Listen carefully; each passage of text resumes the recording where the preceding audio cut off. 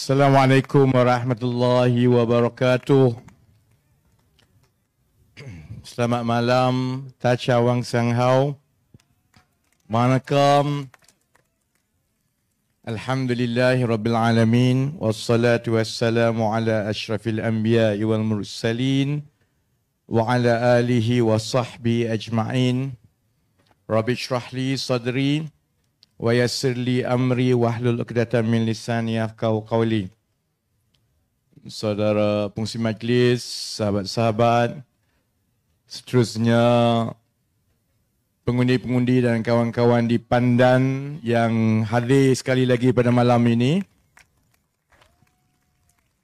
10 tahun yang lepas, tahun 2012, saya diumumkan sebagai calon untuk Pandan buat kali pertama. 10 tahun yang lepas di Padang ini. Yang muda-muda mungkin tidak ingat, tapi yang lebih lama di Pandan akan ingat bahawa kali pertama saya diumumkan akan melawan Tan Sri Onti Kiat tahun itu adalah di Padang Taman Seraya tahun 2012. Pada ketika itu, hampir semua yang jumpa saya mengatakan bahawa saya tidak ada peluang untuk menang dengan Tan Sri Onti Kiat masa itu. Sebab dia bekas Presiden MCA, dia juga ahli parlimen yang lama di Pandan dari tahun 1990, saya ingat, 89. Kalau di seluruh Pandan ini, di mana-mana kita pergi, hampir semua tempat ada nama Onti Kiat. Jadi kawan media beritahu saya, penduduk Pandan beritahu saya bahawa secara tradisinya kerusi Pandan ini yang bertanding adalah orang Cina. Tambah pula yang bertanding bagi pihak MCA itu adalah Onti Kiat. Jadi susah nak menang. Saya dengar, saya diam, tapi selalunya saya buat homework terlebih dahulu. Work saya cakap, Pandan ini adalah kawasan parlimen yang istimewa. Sebab dia berbilang bangsa. Melayu, Cina, India lebih kurang sama banyak Melayu dan bukan Melayu. Kemudian walaupun dia kawasan bandar, tetapi dia bukanlah kawasan bandar yang orang kaya-kaya. Dia kawasan bandar yang penduduknya baik Melayu, Cina, India, memang saban hari dan saban bulan terpaksa bergelumang dengan soal gaji, soal perumahan, soal kos sara hidup dan lain-lain. Maksudnya, pengundi Pandan akan menjadi orang dan pengundi yang paling sensitif sekali kepada soal ekonomi. Pengundi Pandan adalah yang akan buat keputusan berdasarkan pimpinan atau tokoh atau parti yang dia rasa boleh mentadbir dengan baik dan ada idea yang lebih baik untuk selesaikan masalah. Sebab itu walaupun 6 bulan dulu saya berkempen sebelum Mei 2013. Walaupun orang beritahu saya bahawa hampir mustahil menang di Pandan, dari hari pertama saya buat keputusan untuk bertanding di Pandan, saya tahu bahawa insya-Allah PKR dan PH akan menang di Pandan dan bukan saja menang tetapi menang besar di Pandan. 10 tahun kemudian, tahniah kepada kawan-kawan dan pengundi di Pandan dalam senarai semua kerusi Pakatan Harapan dan PKR. Pandan bagi PKR adalah kerusi yang paling kuat sekali di seluruh negara. Di kalangan kerusi-kerusi PH, Pandan adalah antara kerusi top 10 yang paling baik sekali. Sebab itu saya kena mulakan, walaupun masa saya pendek, Kerana saya ada 3 tempat malam ini. Saya di Pandan. Kemudian saya minta izin kawan-kawan di Pandan untuk bergegas ke Gombak. Kerana kita ada misi untuk tamatkan riwayat pengkhianat Azmin Ali di Gombak. Dari Gombak, saya kena bekerja ke Putrajaya untuk sampai sebelum 11 suku. Kerana itu juga misi yang penting dan simbolik. Kerana kita akan tawan insya-Allah Putrajaya tahun ini. Jadi saya nak mula dengan mengucapkan jutaan terima kasih. Ini bagi Pandan ini kira hari terakhir berkempen secara rasmi. Kerana esok saya akan berada di Tambun untuk grand finale Pakatan Harapan seluruh Malaysia.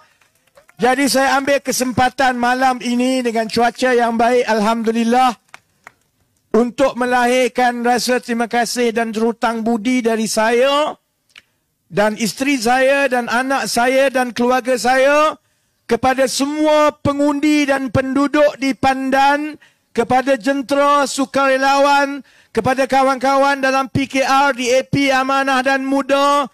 You are the best, insya-Allah. Kalau tidak kerana pengundi-pengundi seperti saudara-saudari, saya tidak boleh menghabiskan masa saya selama 10-12 tahun yang lepas mengejar pimpinan politik UMNO, Barisan Nasional, Perikatan Nasional yang sakau duit rakyat, saudara-saudari. Saya nak beritahu bahawa ada jasa pengundi-pengundi Pandan. Masa dan ruang yang saudara-saudari berikan kepada saya membolehkan saya menghabiskan tumpuan saya selama bertahun-tahun mengejar Najib dan Rosmah. Sekarang jasa orang Pandan, Najib sudah berada di penjara Kajang.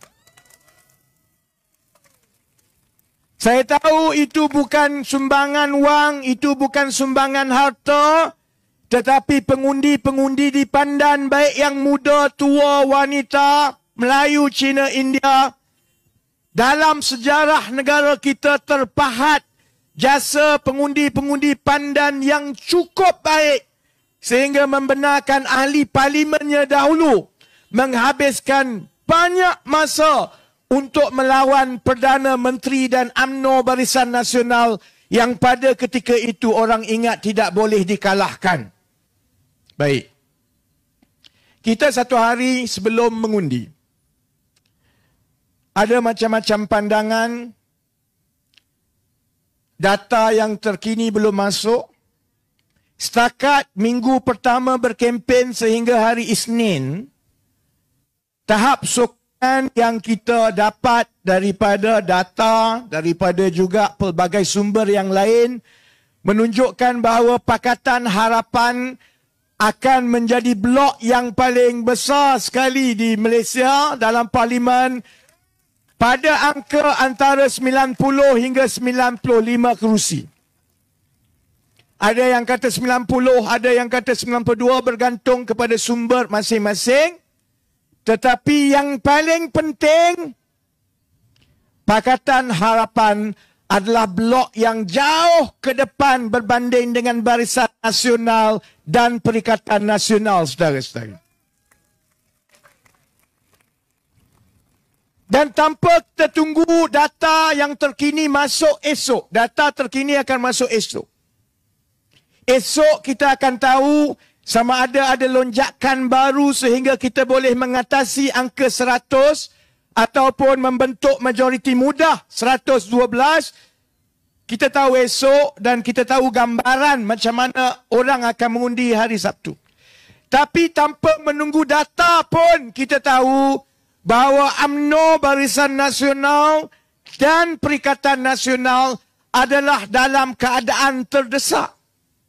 Sebab itu kalau tengok buletin utama TV3 malam ini, saya selebriti paling hebat sekali dapat ruang udara lebih daripada 10 minit malam ini. Kita dah kenal buletin utama. Kita kenal terang saya habis-habisan 10 minit, saudara-saudari. Itu bermakna mereka tahu gelombang rakyat ke arah Pakatan Harapan itu semakin kuat.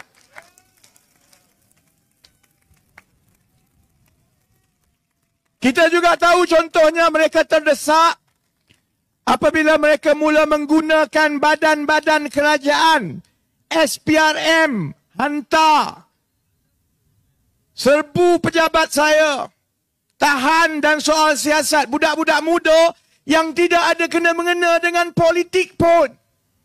Maksudnya 3 hari sebelum mengundi mereka begitu terdesak. Mereka perlu cari jalan untuk tunjukkan bahawa saya juga makan duit, saya juga korup, saya juga ada charge untuk mereka meletakkan saya tak beza dengan Zaid Hamidi ke Muhyiddin Yassin ke atau pimpinan-pimpinan daripada PAS Perikatan Nasional. Tapi kawan-kawan di Pandan tahu, saudara lebih mengenali saya, saudara tahu saya orang susah. Saya mungkin nampak pengisytiharan harta tinggi, tapi saudara-saudari juga tahu bahawa itu adalah hasil daripada kita usahakan perniagaan sendiri. Sama macam saudara-saudari di Pandan mengusahakan perniagaan kecil-kecilan. Saudara tahu bahawa satu-satunya jalan dalam negara ini untuk kita makmur, untuk kita berdaya saing, untuk kita membangun bersama ialah bila kita ada rakyat Malaysia yang rajin, yang jujur, yang mengamalkan sikap adil kepada semua pekerja, sampai supaya semua rakyat Malaysia mengambil kembali negara ini dan meletakkan raja dan ketua sebenar negara ini adalah rakyat biasa seperti saudara-saudari pengundi di Pandan. It is time that we get rid of the aristocratic politicians who treated this country as their own for the last 70 years. It is yours.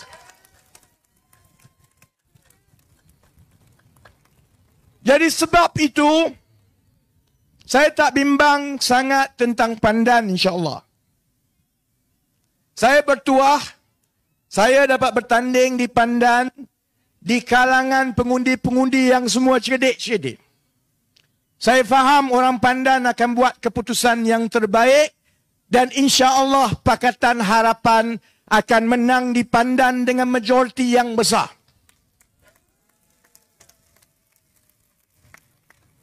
Cuma kita ada tempoh berbaki 1 hari. Tidak cukup untuk kita menang besar di Pandan. Kita juga perlu menang besar di luar kawasan-kawasan bandar. Jadi saya mohon kalau ada adik-adik yang tidak mengundi di Pandan yang ada pada malam ini, tidak cukup untuk datang bagi sokongan di sini malam ini. Setiap dari kita ada tanggungjawab. Kalau ruang pengaruh kita itu dengan 10 orang kawan, dengan 20 orang keluarga, dengan ibu, kakak, pakcik, makcik kita yang masih takutkan dengan orang Cina dan DAP dan komunis. Komunis ni pula satulah. 5 tahun sekali baru dia nak muncul. Kan senang kalau komunis ada awal-awal. Ni masalahnya, komunis ni macam kejar tikus dekat Malaysia. Sekejap ada, sekejap tak ada. Komunis hanya ada masa nak pilihan raya.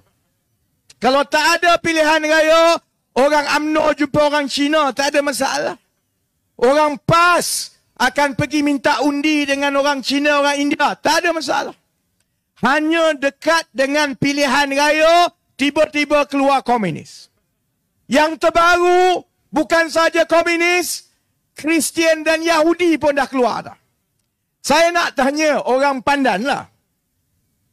Berapa ramai di kalangan orang Pandan dan rakyat Malaysia yang sebenarnya pernah berjumpa orang Yahudi di Malaysia? Berapa ramai yang pernah jumpa Yahudi sebenarnya? Cerita Yahudi, cerita Kristian, orang Melayu pergi gereja, Muhyiddin Yassin dalam keterdesakan. Lagi terdesak dia, lagi dia main isu perkauman, lagi kita tahu mereka pun nak kalah pilihan raya. Tapi ini low blow, under the belt. paling teruk apabila seorang bekas Perdana Menteri boleh memainkan isu perkauman dan keagamaan yang kadang-kadang UMNO pun tak cakap, saudara-saudara. Mungkin ramai yang tak tengok video Muhyiddin Yassin. Muhyiddin Yassin cakap macam ini. Muhyiddin kata, dia buat video ceramah dia, 5 tahun dia bersama Pakatan Harapan. Masa dia kena buang dalam UMNO. Itu pun dia kena buang dalam UMNO walaupun dia mendabik dada. Dia kata dia seorang yang teraniaya, pejuang anti rasuah. Dia kena buang dari UMNO kerana melawan 1MDB. Saudara-saudari, pakcik-makcik semua ingat. Masa Anwar mula-mula bercerita tentang 1MDB tahun 2011. Mana Muhyiddin Yassin? Masa saya kena saman pasal 1MDB. Masa saya kena tangkap pasal 1MDB. 2012, 2013, 2014. Mana Muhyiddin Yassin? Masa saya bercakap dalam parlimen pasal 1MDB. Masa Anwar bawa isu 1MDB di parlimen tahun 2014. Mana Muhyiddin Yassin? Dia berada di sebelah Najib sambil mentertawakan saya dan Anwar, saudara-saudara, dalam parlimen. Jadi kita ingat Muhyiddin Yassin ini, dia hanya muncul pasal 1MDB kerana menjelang 2015, dia mula takut UMNO akan kalah pilihan raya sebab 1MDB. Dia lawan 1MDB bukan soal prinsip rasuah. Bukan soal menjaga wang rakyat. Soal dia bimbang kalau tidak dikawal dengan baik dan pembangkang pada ketika itu semakin lantang menceritakan, menghuraikan soal 1MDB kepada rakyat, dia bimbang UMNO Barisan Nasional kalah. Dia kena pecat sebab itu. Pernahkah Muhyiddin Yassin buat laporan polis mengenai 1MDB? Tak pernah. Pernah Muhyiddin Yassin ambil risiko untuk lawan Najib dalam mahkamah di jalan raya di luar? Tak pernah, saudara-saudara. Dia kena pecat. Bila dia kena pecat, sebab Najib lagi kuat dalam UMNO berbanding dengan dia, bila dia kena pecat, yang kutip dia, saudara-saudari, adalah Pakatan Harapan tahun 2015. Ini ada uncle aunty pakcik-makcik ni yang pernah bagi derma dekat Muhyiddin Yassin ni. Minta balik derma daripada Muhyiddin Yassin. Kalau dipandang, saudara-saudari ingat, selepas Bersatu mula wujud, saudara-saudari ingat macam mana lemahnya Bersatu, saudara-saudari. Kita yang tolong dia, kita yang bantu dia, kita yang bagi ruang untuk dia bertapak. Kita kutip dia dan daripada 2015 ke 2020, masa dia dalam Pakatan Harapan, kenapa tidak pernah timbul soal Yahudi nak ambil alih Malaysia? Mana kau pergi? Masa tu tak ada WhatsApp group dengan Yahudi ke? Masa 5 tahun Muhyiddin Yassin dalam Pakatan Harapan, kenapa tidak pernah timbul soal gereja dan Kristian? Sebab itu saya kata, yang lagi penting, kalau betul macam Bersatu, PAS, Perikatan Nasional sebut tentang ancaman Pakatan Harapan kerana di belakang mereka ini ada Yahudi, saya nak tanya Muhyiddin Yassin, tahun 2018 sampai 2020, Menteri Dalam Negeri adalah Muhyiddin Yassin. Bukan dari DAP, bukan dari PKR, Muhyiddin Yassin. Kalau betul ada ancaman Kristian, kalau betul orang bukan Melayu secara aktif cuba mengkristiankan Melayu yang macam dia ulang kepada Melayu di kampung-kampung sekarang, mana engkau Muhyiddin Yassin semasa tanggungjawab dan kuasa itu ada dalam tangan dia? Dan PAS pun kata, kalau kita menang sikit, kita akan bekerjasama dengan UMNO dan parti-parti lain. Bayangkan kalau jadi penyokong PAS, kalau jadi penyokong Bersatu, gerakan saya tak tahulah ada gerakan ke dekat Pandan ni. Bayangkan yang Melayu, yang jadi penyokong PAS dan Bersatu, minggu lepas kamu kata Jangan undi BN dan PH, undi BN dan PH masuk neraka. Minggu ini, PAS pula kata, kalau keputusan pilihan raya PN ataupun BN tidak menang untuk bentuk kerajaan, maksudnya PH menang lagi banyak kerusi jauh di depan, PAS bersedia bekerja sama dengan UMNO. Akhirnya, yang pengundi-pengundi PAS itu semua kena scam. Pimpinan kata macam ini, suruh macam ini, akhirnya seminggu kemudian maksudnya undi Perikatan Nasional samalah macam mengundi UMNO Barisan Nasional. Undi Muhyiddin dapat Zahid, undi Zahid dapat Muhyiddin, saudara-saudari. Sebab itu bagi saya hanya ada 3-4 minit lagi sebelum saya kena ke Gombak. Pilihan raya ini ialah pilihan raya masa depan. Saya nak sebut memang betul, kalau saudara-saudari berada di tempat saya, 3-4 hari ini adalah masa yang cukup kritikal. Kalau Pakatan Harapan menang dan membentuk kerajaan, kita ada kerja yang banyak untuk membersihkan negara dan meletakkan balik negara di landasan yang betul. Kita kena fikirkan macam mana nak naikkan gaji rakyat. Saya tak tahu tentang pimpinan lain. Misi saya hanya satu. Kalau Pakatan Harapan menang di Putrajaya, saya akan beri sepenuh tumpuan untuk mencari jalan macam mana menaikkan gaji rakyat secara keseluruhan dalam tempoh 5-10 tahun akan datang. Kita tidak lagi boleh berada di paras gaji yang rendah macam sekarang. Kita tak boleh lagi budak-budak keluar universiti Melayu, Cina, India dapat gaji 1,800, 2,000, 2,200 duduk di Kuala Lumpur, sedangkan untuk jadi goreng pisang, orang yang digaji untuk goreng pisang pun gaji RM1,500 sebulan, saudara-saudara. Tak boleh dah. Misi saya yang paling utama lebih besar daripada kejar perompak-perompak ni. Perompak ni kita serahkan kepada pihak berkuasa. Misi saya ialah untuk menaikkan gaji rakyat dalam satu generasi ini. Kalau kita menang, banyak benda yang nak kena buat dalam masa terdekat. Soal belanjawan, soal wang, soal memastikan jangan lagi mana-mana pimpinan, mana-mana rakyat, mana-mana pihak boleh membuat ucapan yang berbentuk kebencian, yang menimbulkan kebencian di antara sesama rakyat kita. Yang melagakan Melayu dengan Cina, Cina dengan India. Saya akan tumpukan supaya kita buat undang-undang baru. Sesiapa yang buat kebencian sesama kita, padah menunggu mereka di mahkamah, saudara-saudara. Nasional, maksudnya kita kena ambil risiko kebebasan kita dirampas, kawan-kawan dan orang sekeliling kita ditekan.